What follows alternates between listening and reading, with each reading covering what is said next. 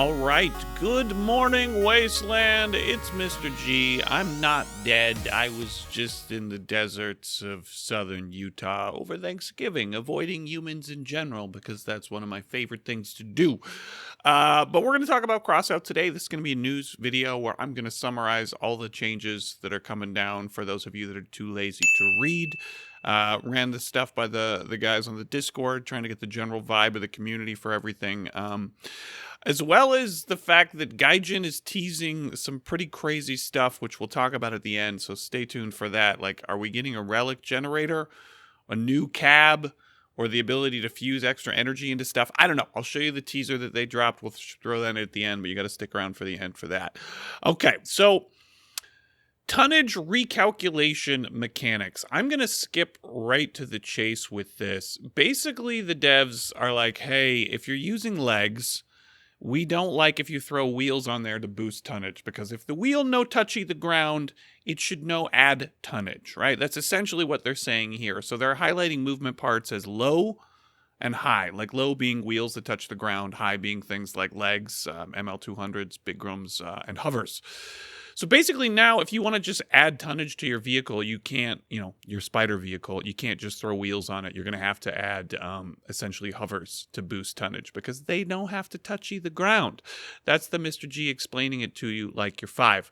So they're adding a new interface so you can actually hover over the pieces that you've added, and it'll show you how much tonnage they're not adding for you. Yay. So, throwing tracks on your spider no longer going to do a whole lot of good. You can still use them as armor, I guess, but you're not going to get the tonnage. Now, this seems decently good. So they are improving the anti-wedge mechanics. You guys know when you get wedged and the little shotgun wedge flips you over and you're having a bad day. It used to be that when you went underneath a vehicle, all of that vehicle's mass was added to your own vehicle's mass, which would slow you down quite a bit, right? Well, now they're making it a little more nuanced. So let's say you hit a vehicle with 10 wheels and 4 of those wheels are off the ground.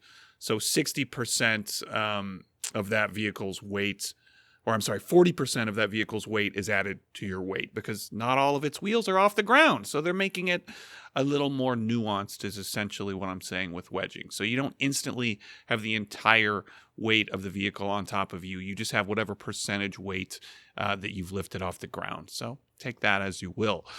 A whole lot of buffs and nerfs. So some balance changes coming down the pipe. Goblins getting a damage reduction of 5%.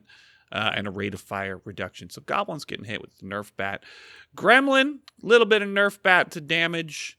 Capcan, capture time is down to 6 seconds, so they're continuing to nerf Capcan into the ground.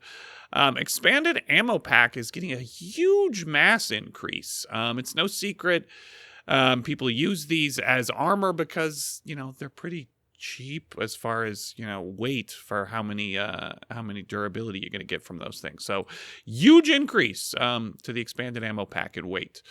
The Miller is having a pretty big mass increase. They're changing the base ammo because it's been, I guess, proven to be really effective. So whenever something's good, it's going to get hit with the Nerf bat. Garita 1 is getting a little bit of a tonnage nerf. The Blight perk is getting reduced to 35%, so a bit of a nerf. Astrius, reload time getting increased. Damage is getting, it's nerfed.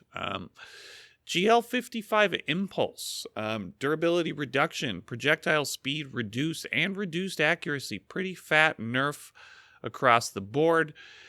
Cerberus is getting 30% explosive damage resistance to the front of the cabin. Although, let's be honest, no one's using the Cerberus because it's the most useless cabin ever. Werewolf, now after the cabin blows up, a drone with a Fafnir shotgun remains for unlimited time. That's kind of neat. Though you're getting a little bit better droney action after you get blown up. I like that. The Ghost, the cabin's perk now resets after dealing damage, but not ramming damage. Okay, good to know. Caucasus, vertical aiming angles change from +40, -20 to +20. I think they nerfed it because it was too effective on choppers. So there you have it. Pyre getting a range reduction, also probably getting overused in choppers. Hurricane also getting optimal range reduction.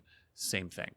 Tsunami, reload time reduced. A little bit of a buff to tsunamis. Mammoth, a little bit of a buff as well. What else we got? Athena, they're going to change ammo, no biggie. Spark 3, damage frequency reduced. Not great. But damage increased 46%. Very much great. It's used as an auxiliary weapon. With these changes, we want to make it more as an independent weapon. Maybe I need to make a spark only build. So many changes, guys. I'm sorry. We're gonna get to the teaser stuff here in a minute. So let me just wrap this up.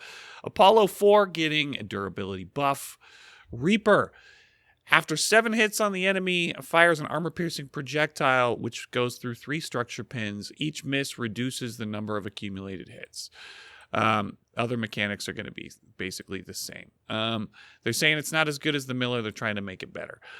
Chronos, charge consumption now stops, blah, blah, blah. No, that's just, okay. We're going to skip ahead. There's so many. All right, there's a few more. Read them if you want. We're going to just briefly cover what's happening to the fusion system, right? You guys know you put 3 parts together, you fuse it, you get some bonuses, yeah? They're changing all of the bonuses, and basically they're making the majority of the bonuses you get from fusing better. I'll be honest, guys, it feels like a cash grab. Like they're just trying to encourage players that already spend a ridiculous amount of money on the game to spend an even stupider amount of money on the game. You let me know what you think down below in the comments. And then we're going to end with this really random video that Gaijin just dropped, where they are showing a vehicle running an avalanche and a fixed cannon, which, as you guys all know, that would be 12 energy plus 5 energy for a total of 17 energy, and nothing in the game can make 17 energy. So they're either teasing a cabin with extra energy, or they're teasing a relic generator that's going to cost a stupid amount, and then you basically have to win the game, because 1 more energy is a huge deal, as you guys all know. Or maybe it's some crazy change to fusion where you get an extra energy. I don't know. You guys let me know what you think Tarjum is trying to say with that video. Let me know down below in the comments. And as always, you can join the Discord and you can get all the updates on the Crossout feed in the Discord if that's your jam. Link below in the description. I will see you guys on the next one. I got coffee to drink.